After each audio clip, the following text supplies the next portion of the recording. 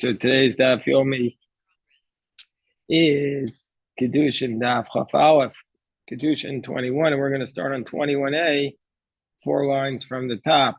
So the daf yomi tells us in 21a, 4 lines from the top, as follows.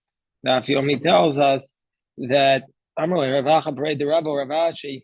Why does the Brisa what we had done? We had done a Brisa on the bottom of 20b that if it not been for the pasuk of Gaol Yigal, that if it had not been for the pasuk of Gaol Yigal, if it had not been for that verse from the end of Sefer Vayikra, we would have said that if one had taken his field, which is an inherited field, and given it to the temple, then you're not allowed to borrow. I might have thought you're not allowed to borrow money in order to redeem it, and also you can't redeem it halfway. Now we need that pasuk because otherwise we could have said we would have made an argument by saying that just like if someone sells their house, which is in a walled city, that even though he's allowed to redeem it immediately, nevertheless, he can't borrow money and redeem it, and he can't redeem it halfway. So for sure, in this case, we're saying the same thing by the inherited field. So the Gemara says, but iko mifrach, but you could break that kavachomer. We're in Argamar. Mala mochar bias but the arachama. Shikin hura kocho. We go home. Somebody who sells his house in a walled city, he has a weakness. What's his weakness? He can't redeem it up until the Jubilee year. He only has 1 year to redeem it. Tomer b'makdish, are you going to say the same law by one who consecrates his field? Sheyafa kocho we go olam, that he has an extra power that he has all the way up until the Jubilee year in order to redeem it. So you can't bring a Kal V'chomer argument from the one who sells his house in a walled city to the case of the one who consecrates his field. Armalei Ravacha Saba Ravashi. So Ravacha Saba says to Ravashi, Mishum Neiko Meimar. No, the reason is because we could have said an argument using the other dina by doing what's called, bring a Kal V'chomer from multiple sources by doing this combination. And it's going to be a little tricky for people to have to bear in mind that there are at least 4 cases that we're discussing here. We're discussing the field of a regular inherited field, which a person has up until the Jubilee year to redeem. And after the Jubilee year, he gets the field back. But he can only redeem it within the first 2 years. And he can't borrow money in order to redeem it. And he can't redeem it halfway. And then we have the case of a house in a walled city where a person only has the first year to redeem it. And then we have the land of the consecrated field where you dedicate it to the Kohen, where if you don't redeem by the Jubilee year, you lose it. And then we have the slave, where it's a mitzvah to redeem the slave from the Canaanites who have captured him. So we're going to be comparing all these laws. So that's what the Gemara says, because we could have combined two laws to make a Kal V'chomer by taking their commonalities.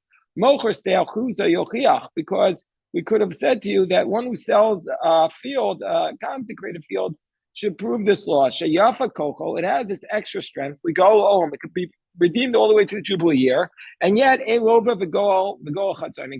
has this weakness that you can't borrow money to redeem it, and you can't redeem it halfway. So the Gemara says, yeah, but it has a weakness. We go miyad, it can't be redeemed for the first 2 years. So how could you learn a Kal V'chomer from it? So the Gemara says, well, mocher bias with bati arachom yochiach. We'll learn it from the house in the walled city, but we just said that has a weakness. Now, what's the house in the walled city? What's its weakness? That after 1 year you can't redeem it anymore. What's the commonality between a house in a walled city and also this field that's consecrated? What's the commonality? And they're both redeemed. And you can't borrow money to redeem them, and you can't redeem them halfway. Also, I'll bring the field. I'll bring the case of the field that was consecrated. Shenigal, it could be redeemed. That you're allowed to redeem it, but yeah, we say you can't borrow money to redeem it, and it can't be redeemed halfway. So it says Marzutra Bereder Amari or Ravina. We can break the Kal V'chomer. Why? Shekain hora kocham. What's their commonality? That they have a weakness. We go b'shana shniya. None of them can be redeemed. None of them can be redeemed in the second year. Shekain hora kocham. We go b'shana shniya, because both of them, one who sells an inherited field and one who sells his house in a walled city, they can't redeem it in the second year. Why? If you sell an inherited field, you have to wait 2 years. And if you sell the house in a walled city, you can only redeem it in the first year. Shekain hora kocham, we go b'shana shniya. Are you going to say, Tomer b'makdish, are you going to say the same law by the one who consecrates his field? Sheyafa kocho, he has an advantage. Sheyafa kocho, we go b'shana shniya. He's able to redeem in the second year.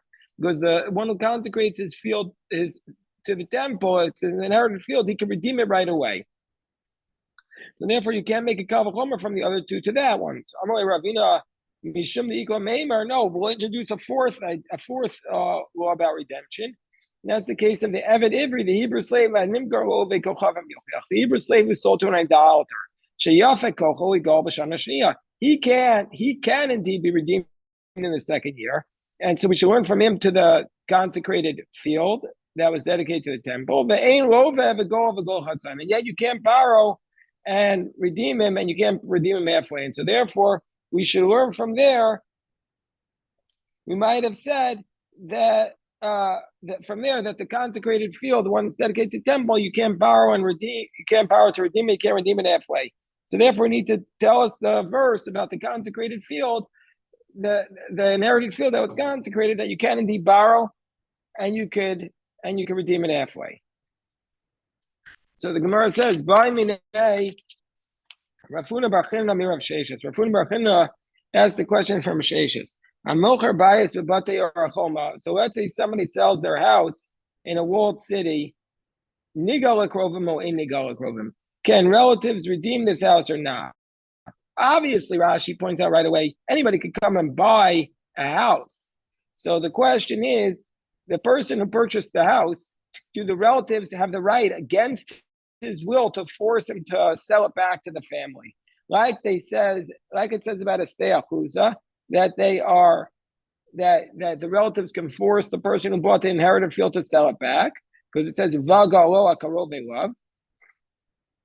But what about the case in a house in a walled city? Bill was asking a different question before. Is it a mitzvah for the relatives to come? Here, we're not talking about if it's a mitzvah. The question is, can the relatives force it? So the Torah tells us specifically, if it's an inherited field, that up until the Jubilee year, the relatives have the right to force you to sell it back. Because it says in the pasuk, you have certain fields that were inherited, and you can do it. And so the Torah gives another law that if you have a house in a walled city, you can redeem that house within that 1 year and get it back, even though you sold it. But the question is, can the relatives also force you, the person who purchased it, to sell it back? Or do we say that's only by an inherited field and not by a house? It's a special law. In America, we don't have such a case. In America, you sell it, and that's it. It's gone. Maybe there are other cases. We need Noam here today to tell us if they have any similar laws to this in American law. So,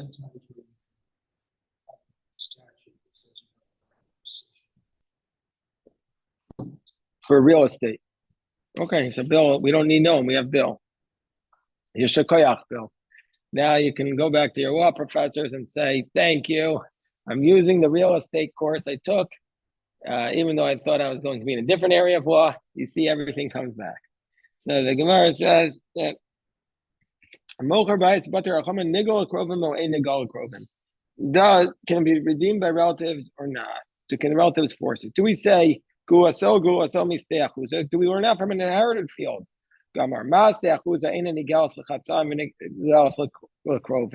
Just like an inherited field, you can't redeem it halfway. You have to redeem the whole thing. But yet we say relatives can redeem it.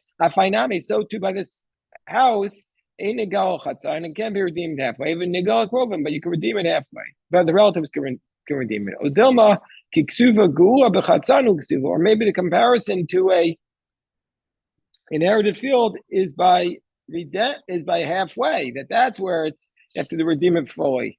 But Bekrovim will see, but we don't compare the inherited field to the walled city with respect to relatives. So they asked this question from Rav Sheshes. Rav Sheshes says, "Go. No, the relatives cannot force the people who purchased the house to sell it back to them."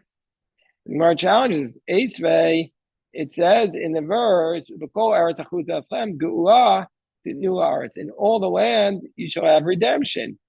Why does it say b'chol geula titnu? You shall give. Rabos batim ve'evet. It comes to tell us that you can redeem the houses of the Hebrew slave. My love, aren't we talking about here bate or echoma? Aren't we talking about the houses in a walled city that you have the right to redeem them? And so therefore, this is the answer. So it's a question Rav Sheshes says you can't force them to redeem the house in the walled city. The Gemara says no. This is referring to batei chatzarim. This is referring to houses in the fields. The houses in the fields are not houses. They're not. This is specific call to houses in the walled city. Houses in the fields, we force them to sell back. That's just like a regular field. So the Gemara says batei chatzarim behedjik sivabu. It says that about those houses explicitly. Al stay aretz yechashev. It says that they'll be considered like lands. The Gemara says, Ahula Kovo Chovo. That verse is to establish, okay, this answers your question, Bill. That's to tell us that the relatives are obligated to redeem it. That if the relative sells their house that if the relative sells their house in distress, that the other relatives are obligated to redeem it. That's what it's teaching us. The house outside the walled city. The Tanya, the Rabbi Eliezer says, this price goes according to the Rabbi Eliezer. It says that if a person becomes poor and he sells his inherited field, and his relative who comes close, he has to redeem what his brother sold. And so we see from here that a relative redeems the field that his other relative sold. However, Rishus biyado, he has the option, but he's not obligated. So the Gemara, this was Bill's question: is he obligated to redeem it, or is he allowed to redeem it? I told him Rishus, so chova. Is it permission or is it an obligation? Talmud Omer, the verse says, "V'ish kilo yelo goel." If a man will not have a redeemer, if he has no relative who can redeem the field, he can redeem it himself. Is there any Jew who doesn't have a relative? He has nobody to redeem him. Ella just means so it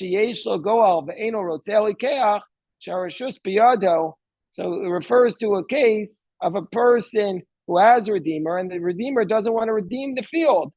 And so we're saying it's his option. He doesn't have to. And we see from here that he's not obligated to redeem it. That's the position of Rabbi Yoshua. Rabbi Yoshua says he's not obligated to redeem it.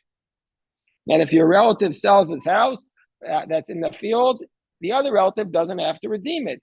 That's Rabbi Yoshua. But Rabbi Eliezer says no. It says chova, that he's obligated to redeem it. So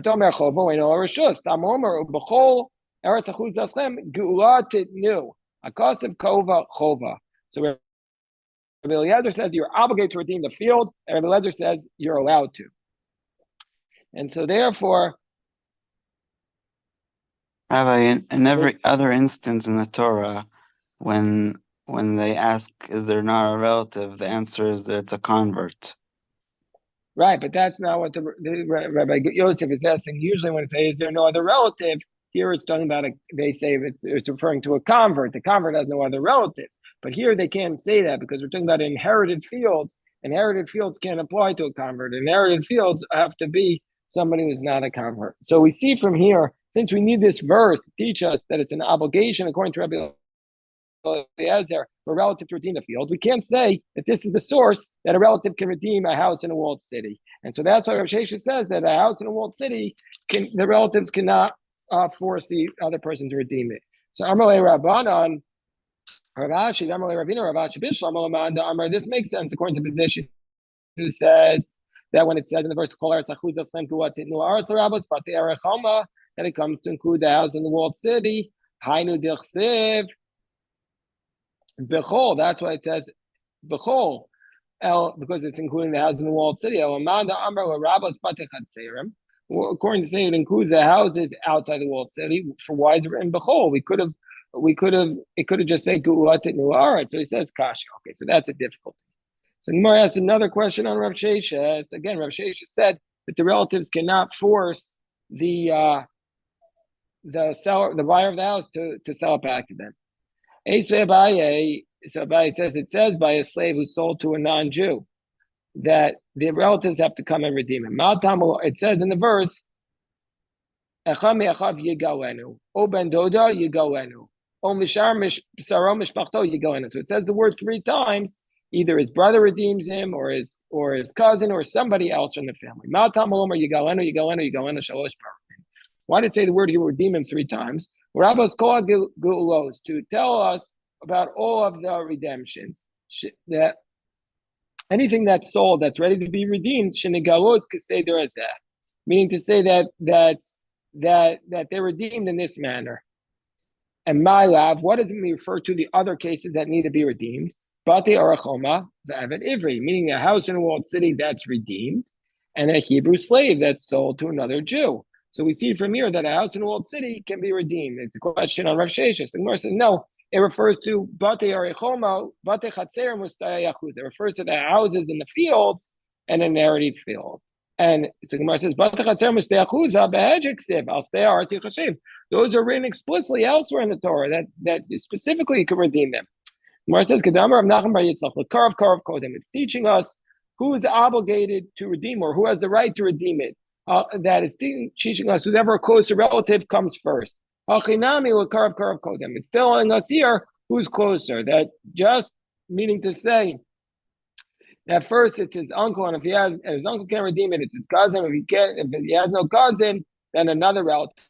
So too by an inherited field and by a field in a courtyard, that it's the same idea.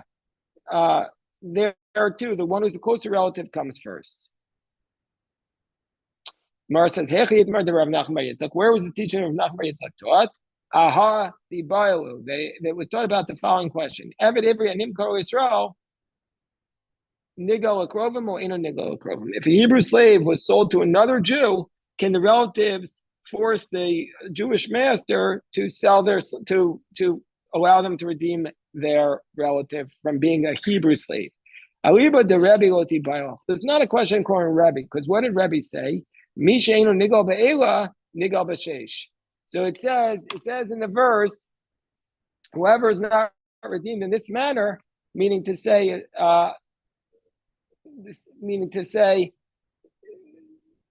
is going to be redeemed for 6 years. Meaning to say that according to Rabbi, it says in the verse that we said earlier, who talks about going free after 6 years by a Hebrew slave who sold to a guy, that you could say if someone who's not redeemed in these areas, he goes free after 6 years. So certainly we see from Rabbi that a Hebrew slave who was sold to a Jew is not lo mifrak. He's not going to be redeemed by relatives, and so therefore, there's no question according to Rabbi. It's only a question according to Rabbanan, who argue with Rabbi, and they don't say this kav chomer. What will be the case? Do we say yafin and sachir? Do we compare it to a Jew who sold to a Canaanite slave, to a Canaanite master, who we do allow to be redeemed? And we don't expound the word yigalenu. Or maybe we say yigalenu from the Canaanite slave, but not from the Jewish slave. Tashma. So therefore, in that context, we come and learn the Bryce. It says b'chol geula titnu rabos batim ve'eved ivri. That we say it comes the word yigalu, the word b'chol geula titnu is to teach us, include the houses and the eved ivri, that they're redeemed by relatives. My love, but they are a chom of eved ivri and nimkar Israel. Doesn't this include the house of the walled city and the Eved Ivri was sold to a Jew? No, it includes Eved Ivri and Nimkar Lo B'Kochavim. No, it includes a Jew who sold to idolaters. Mar says, but that's explicitly written. Eved Ivri and Nimkar Lo B'Kochavim Ba'Ejik Sivei. It says it explicitly in the pasuk. Ododo ben dodo yigalenu.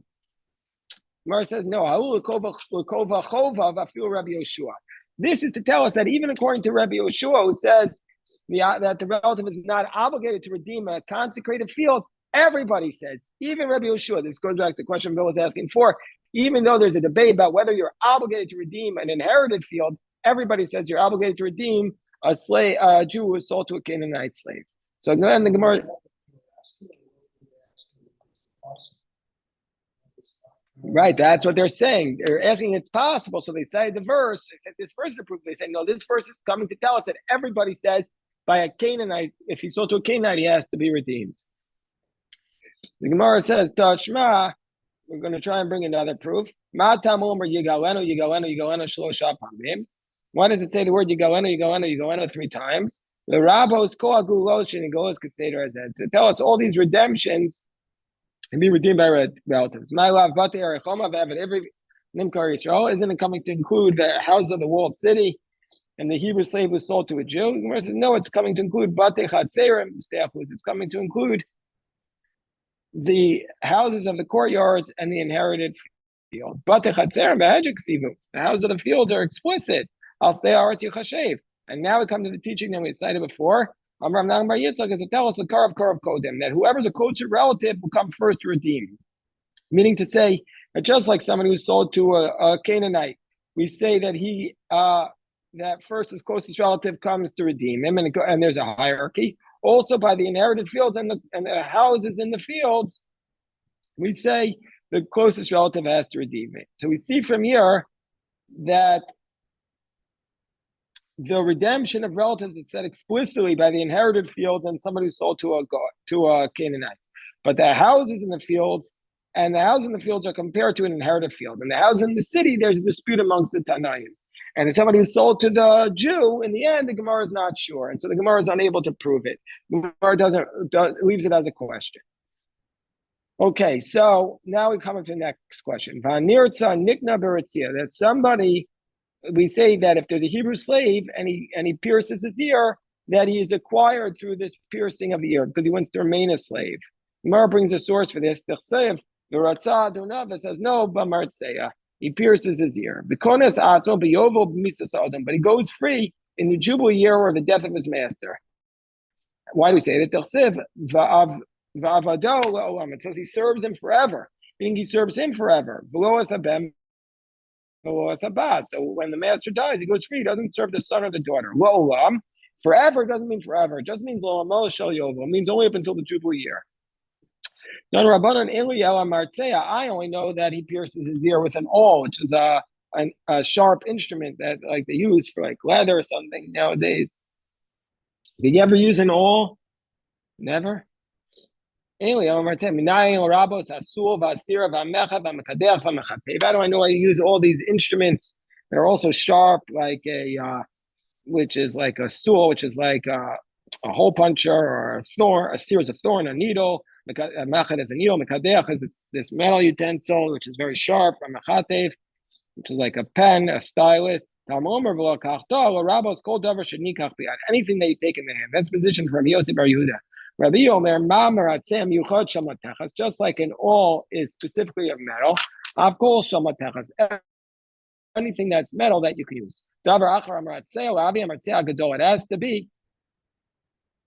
It has to be very large and kosher for piercing. I'm Rabbi Elazar Yudan Beribai. So Rabbi Elazar, the Tana whose name was Yudan Beribi. Beribi is a name for like the greatest of the generation. He says Hayadorish Kashen Rotzim, when they pierce the ear, when they pierce the slave, the ear of the slave, Ein Rotzin Ella B'Melsa. They pierce only the part which is the lobes of the lobe, the earlobe. That's the part they pierce, but not the cartilage. Ein Eved Ivri Kohen Nirtza. The Chachamim say the Hebrew slave who's a Kohen is not allowed to have his ear pierced because that makes him a defect, and he's not going to be able to.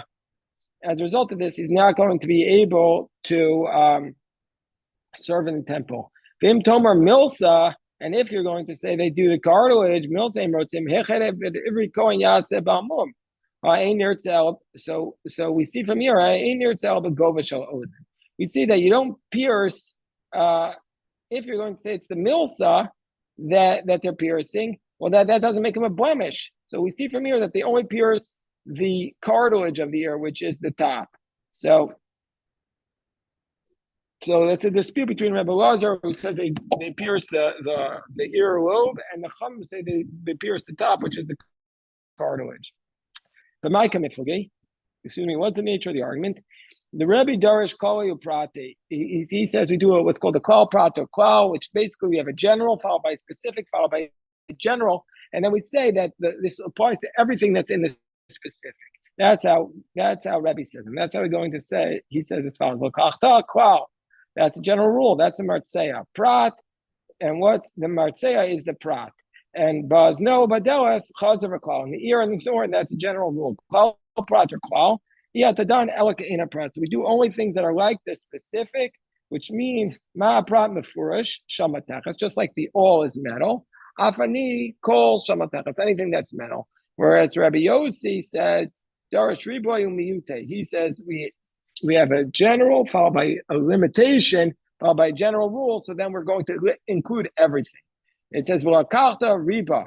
Martzeya is a mi'et. The you shall take is everything. Martzeya is limitation. But no badela chazav a riba. Riba mi'et riba kol. You include everything. My Rabbi kol meal. You can use anything. My mi'et. So what's it limiting?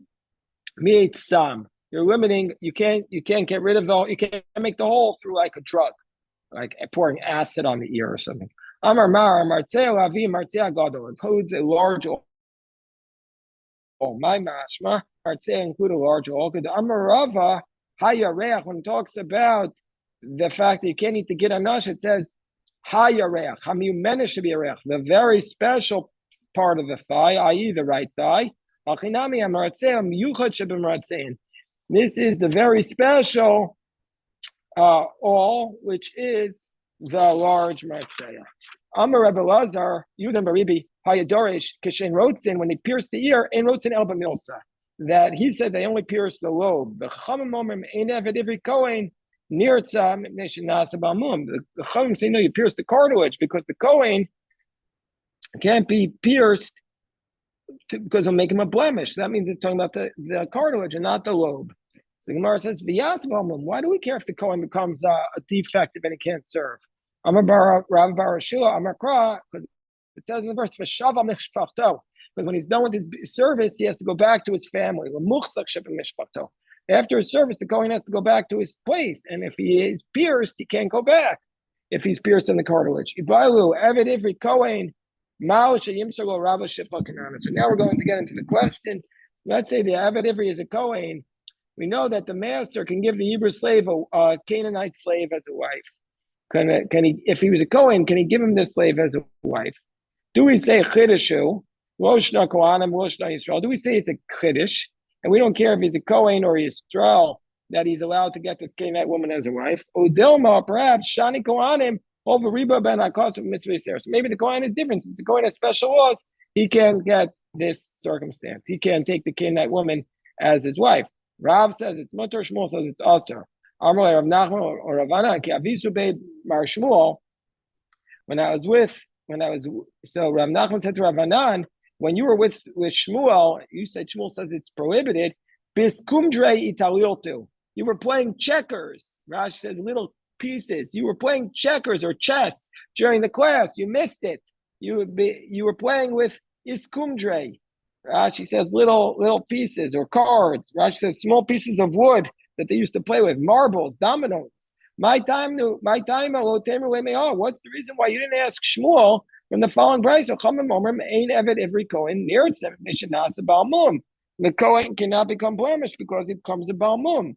Meaning to say, otherwise he will become a Nirtza. And if you're going to say that the master can't give him a Canaanite woman as a slave, typically you should say that he can't get pierced. To be ine, you could say that we need to fulfill the verse that I have a wife and I can't do it. And because you're not letting me pierce, you're not letting me get a Canaanite woman as a wife, then I can't fulfill that verse. And so therefore, from here we learn, from the fact that the Chachamim say that,